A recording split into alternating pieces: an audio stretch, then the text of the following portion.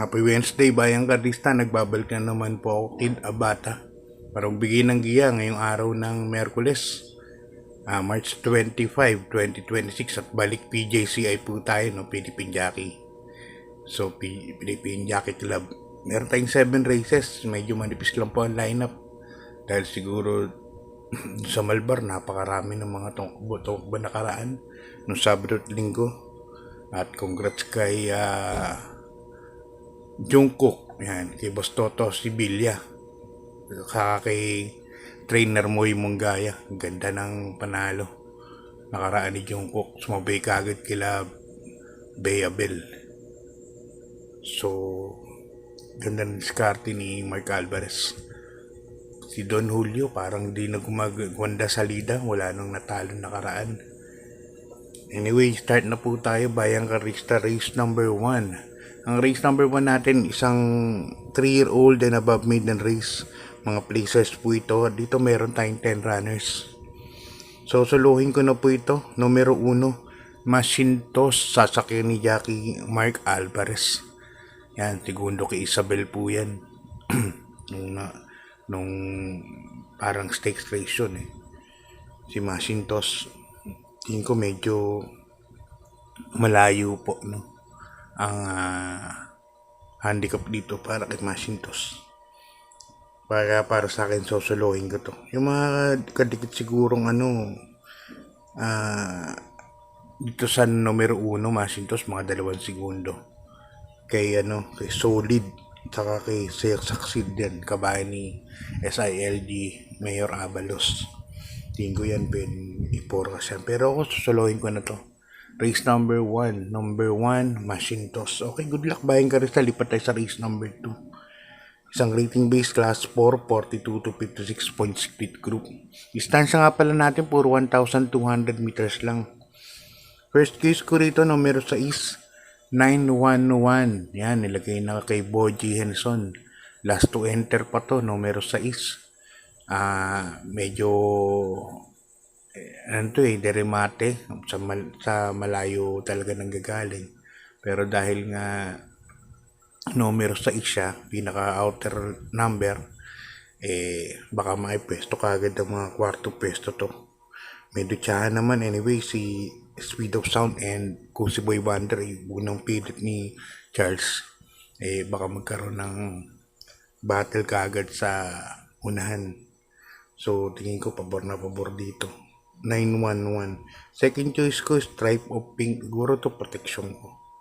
Saka ni Ryan Basta. Okay, good luck, Bayang Karista. Di pa tayo sa race number 3. Isang 3-year-old, rating base class 4, 42 to 56 point split group. Ito yung mga nagsipanal nakaraan sa maiden na puro 3-year-old. First case ko rito, anak ni Union Bell.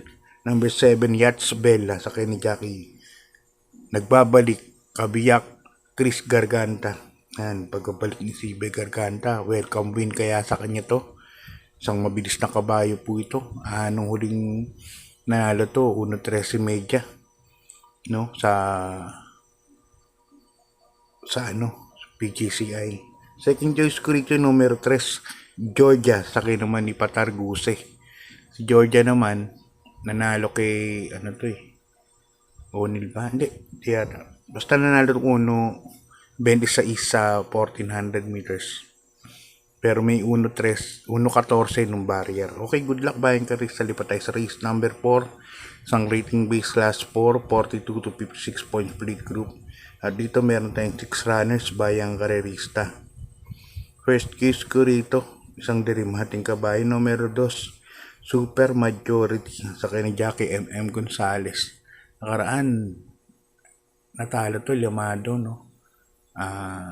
Hindi maganda yung tinakbo, pero before nun, may mga gandang takbo to. Yung Super Majority, malaking kabayo, mahaba.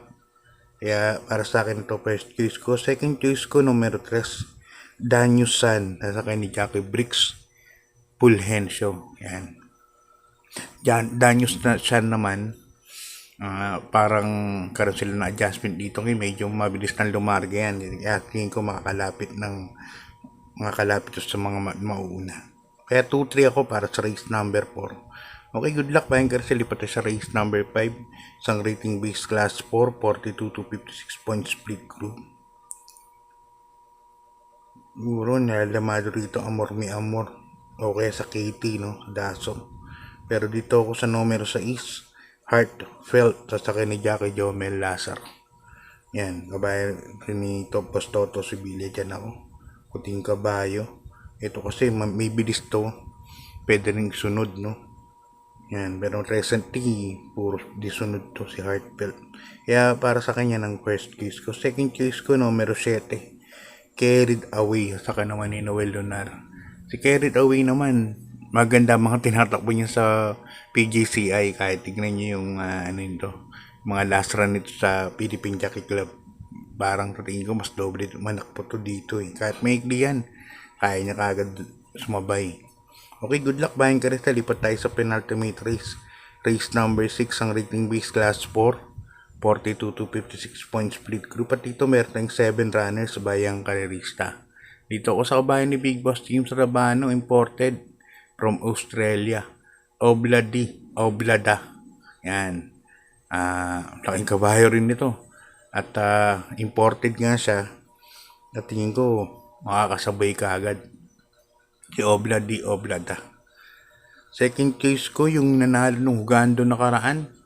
Numero 4. West Tower sa akin ni Honorable Dunido. Ito, napakagaling nung huling tinakbo nito. Last race. Kaya para sa akin, yan ang second choice ko. Si West Tower, may panalo pa rin yan. Baka makaulit po ng panalo. Kaya para dito sa penultimate race, dalawa PD ko. Numero 2, Oblada. And number 6. Number 4, West Tower. 2 and 4 po ako. Okay, good luck. Bayan ka sa lipat tayo sa ating last race. Race number 7. Rating base class 5, 17 to 41 point split group. At dito meron tayong 8 runners. May tatlong mabibilis ako nakita rito. Numero 2, Bright Mind. Numero 4, Twinkle Toes. At numero 3, Don Damiano. Asahan na natin na bugbugan sa harap to. Itong tatlo na yan. Napakabilis ng aire sigurado niyan sa unang 2 kwartos. Kaya ang mga kinuha ko rito, puro mga deremate. Yung numero 7, Moderna, sa ni Hapon Tabor. Ito, baka madihado pa to. Magandang dihado po yan, bayang karista. Second choice ko yung numero 1, Equitem.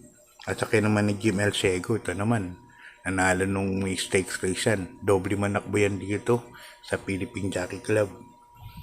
At maglalagay ako ng third choice, numero 5, Early Bird at sa ni Jiger Alpaano. Ito, last run to, napanood ko. Parang nabukahan lang po yan, si Early Bird. Pero may panalo po yan dito. So dito para sa ating last race, tatlo PD ko, puro dirimate. Moderna, numero 1, Equitem, and number 5, Early Bird. So God bless po, good luck at maraming salamat po.